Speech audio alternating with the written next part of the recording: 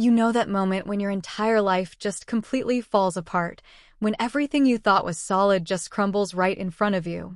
Yeah, that happened to me. I'm Lisa, 29, and I totally ruined my life over some stupid texts and playdates that were never really about the kids. Honestly, looking back, I don't even recognize myself anymore. My marriage to Mark wasn't always bad.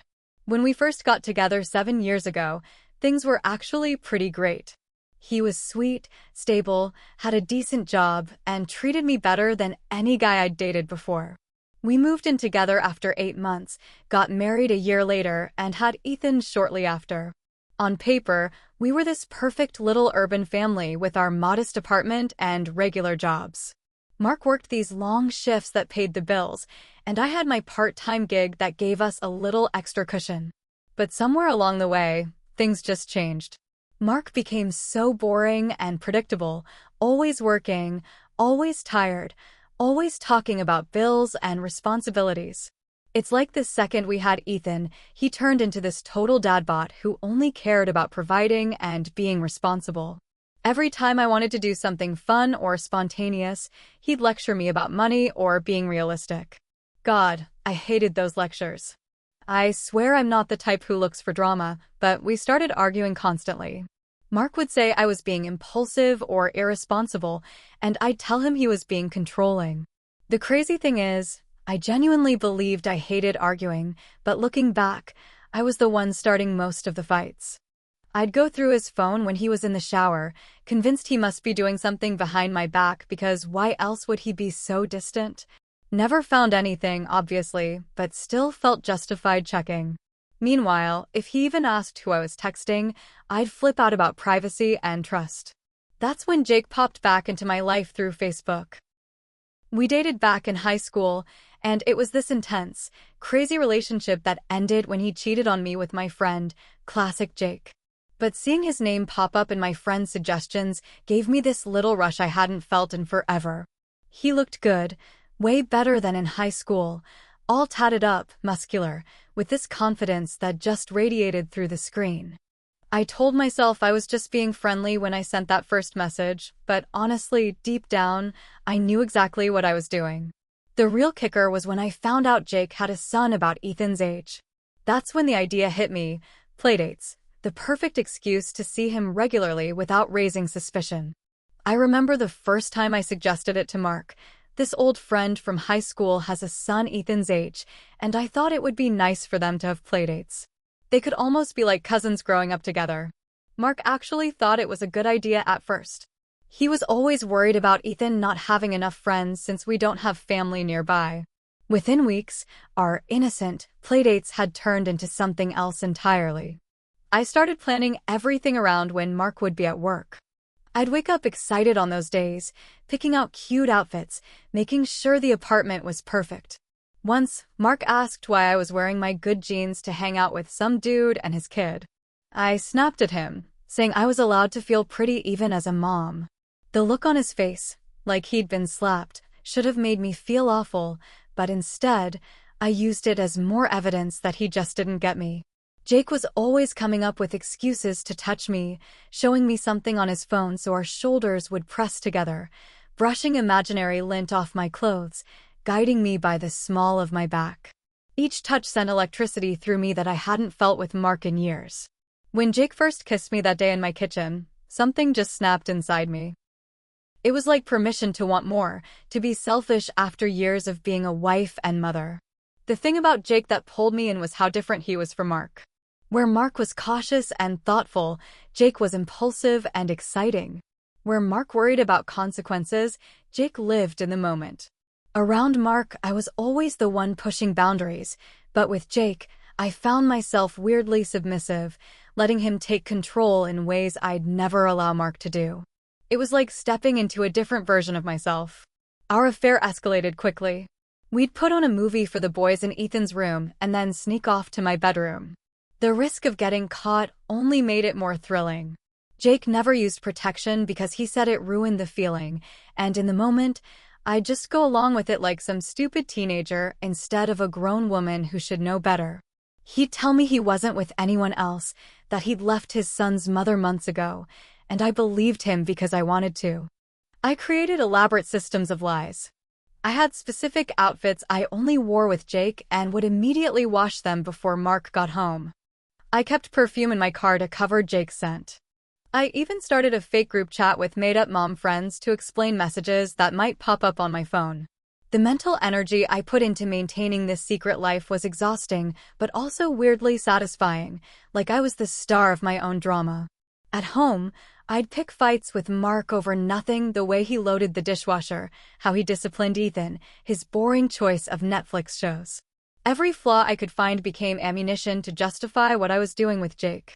After particularly bad arguments, I'd text Jake things like, "He doesn't understand me like you do," or "I should have never left you." Jake would reply with exactly what I wanted to hear: "He doesn't deserve you," or "We were meant to be together." By the third month, I had our routine down to a science. "Come over, he's at work" became our code.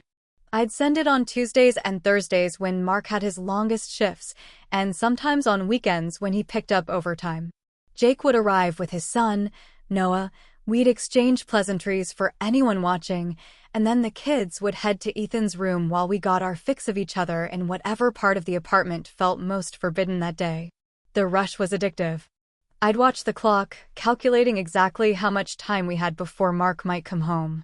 Sometimes we'd cut it so close that Jake would be leaving just as Mark was pulling into the parking lot. Those heart-pounding moments made me feel more alive than I had in years.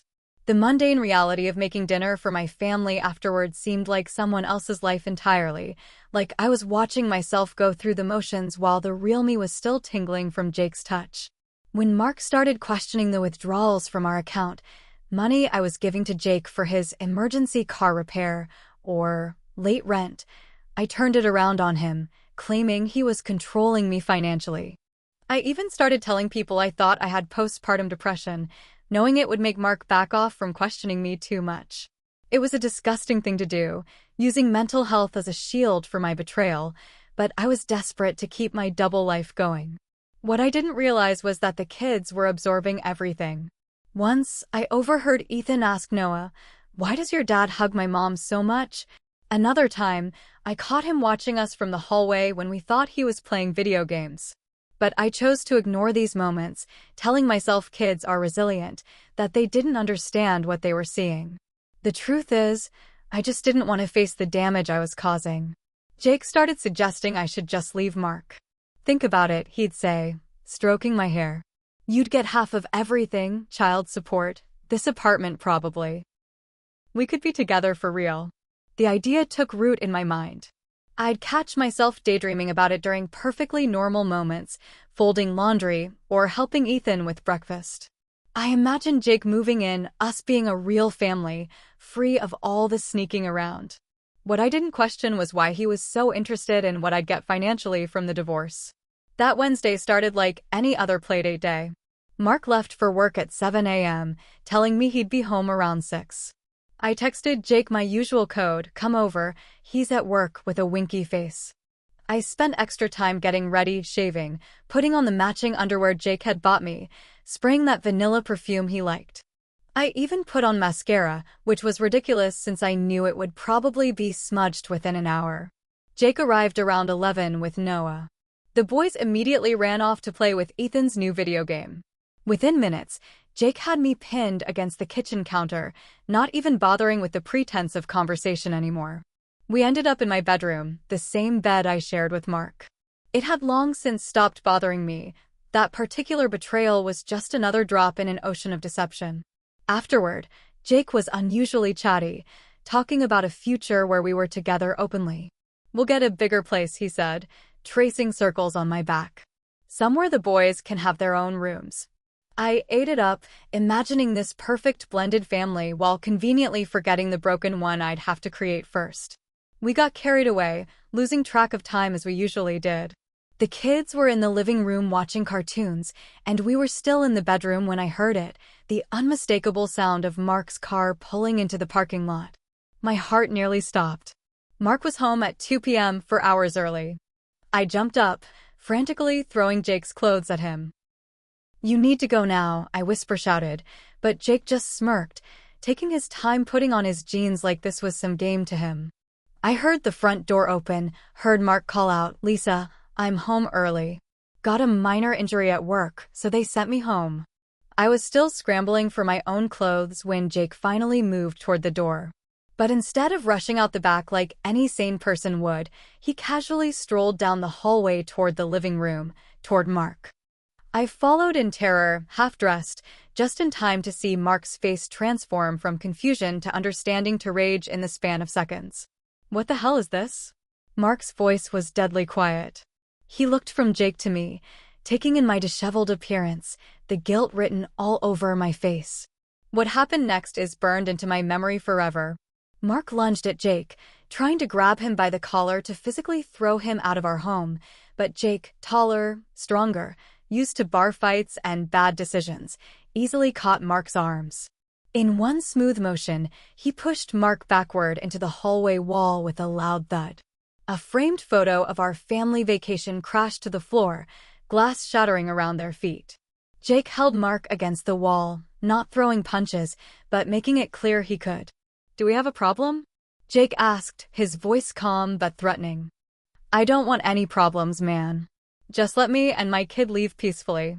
"Get the hell off me," Mark shouted, struggling against Jake's grip. His face was red with humiliation as much as anger. I stood frozen, useless, tears starting to stream down my face, not for what I'd done, but from the sheer terror of the conflict I'd created. That's when I saw Ethan standing in the doorway of the living room, eyes wide with fear and confusion. His little hands were balled into fists, and he was trembling, watching his father pinned to the wall by this man he'd been told was just a friend. In that moment, I saw the true cost of what I'd done reflected in my son's eyes. Jake finally released Mark, stepping back with his hands raised. "We're good, right? We're all good here." The smug confidence in his voice made me sick. He called for Noah, who appeared looking confused and scared. Without even looking at me, Jake guided his son out the front door, leaving me alone with the wreckage of my marriage. The silence after they left was deafening. Mark just stared at me, his eyes hollow with betrayal. When he finally spoke, his voice was so quiet I had to strain to hear it. "How long?" Just 2 words that cut deeper than any shouting could have. I couldn't even answer him honestly. It was just once, I lied, still trying to minimize, still unable to face the magnitude of my betrayal. It didn't mean anything. "Don't," he said, raising his hand to stop me. "Just don't." He walked past me to Ethan, kneeling down to hug our terrified son. "Go pack your backpack, buddy. We're going to go stay with Grandma and Grandpa for a while." The next few days passed in a blur of unanswered texts and calls.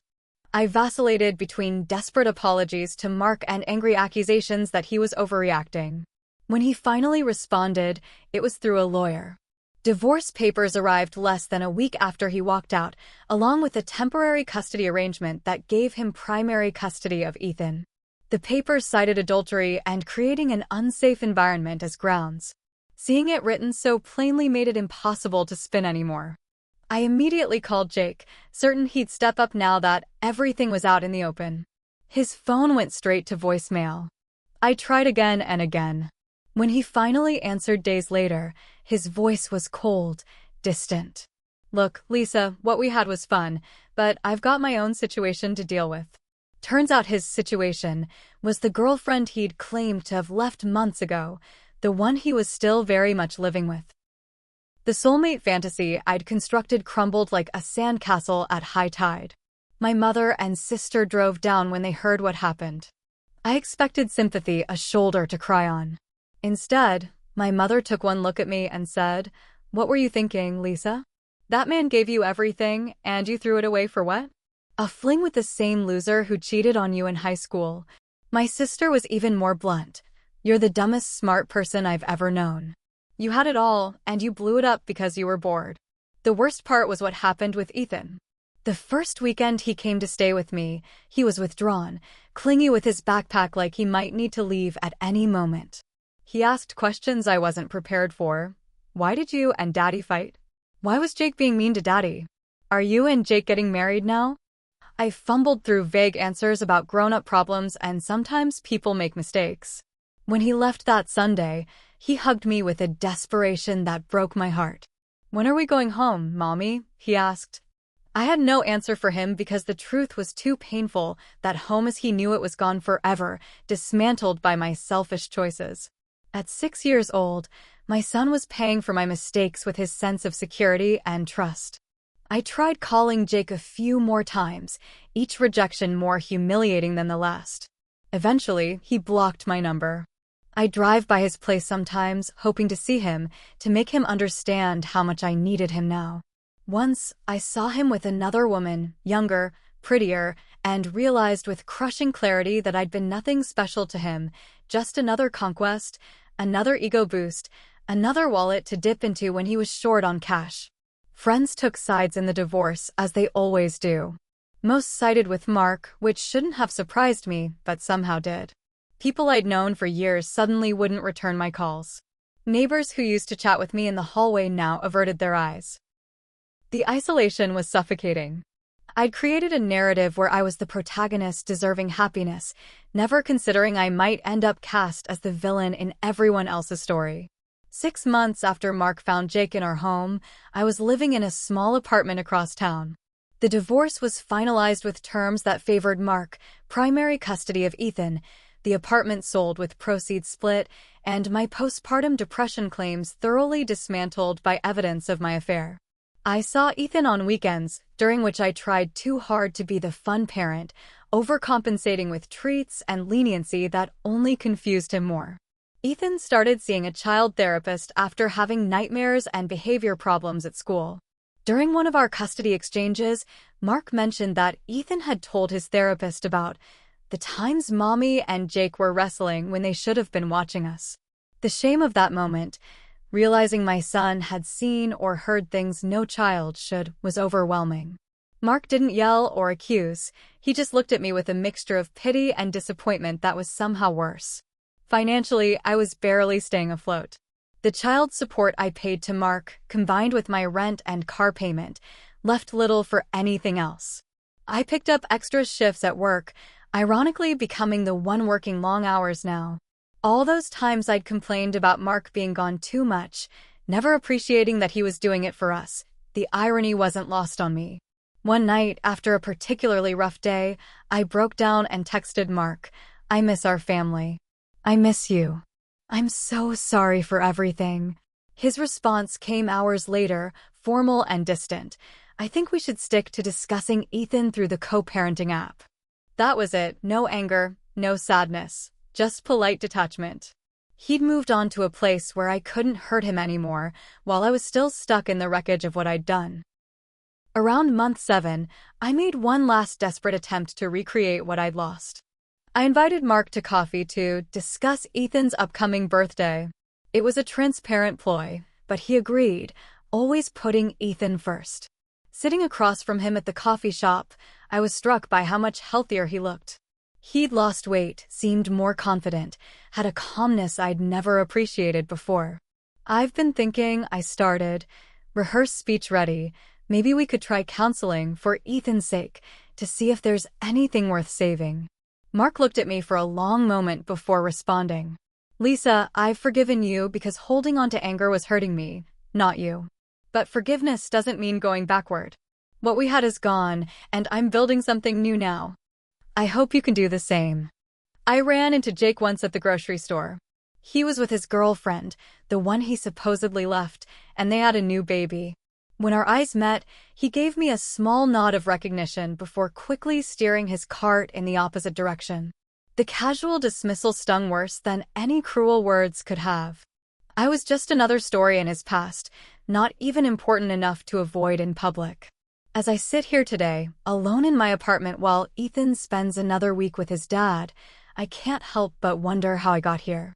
My mom would say I've always been this way, impulsive, selfish, convinced I deserve more than whatever I have. Maybe she's right. Maybe I was always going to blow up my life one way or another. What I regret most isn't losing Mark or even being duped by Jake. It's the look in Ethan's eyes when he asks if we'll ever be a family again. It's knowing that my son will grow up with a fractured sense of trust because his mother chose excitement over stability, fantasy over reality, herself over everyone else. But even that regret feels hollow because I know that, given the chance to go back, I might make the same choices again, believing this time the outcome would be different. And that's the scariest truth of all.